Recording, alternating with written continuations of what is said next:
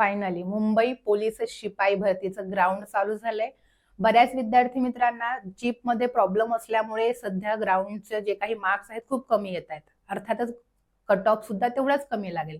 But एक आपल्याला अंदाज यावा की याच्या आधी किती कट ऑफ लागत होता आणि ह्या वर्षी किती लागू शकतो.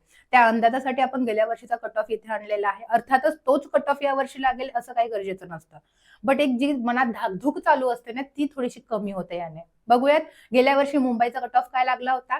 ओपन म्हणजे खुला प्रवर्ग मुलांचं मेरिट होतं 41, 50 पैकी 41 ला क्लोज झालेलं. मुलींचा कट ऑफ होता 39. एससीबीसी कास्ट मुलांचा 38 कट ऑफ, मुलींचा 34. ईडब्ल्यूएस मुलांचा 28 कट ऑफ होता फक्त आणि मुलीचा 25 कट ऑफ होता.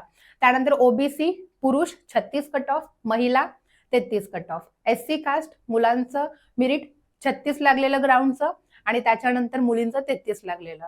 एससी कास्ट 36 मुलांचं 33 मुलींचं. एसटी कास्ट 36 मुलांचा कट ऑफ होता आणि 34 मुलींचा कट ऑफ होता.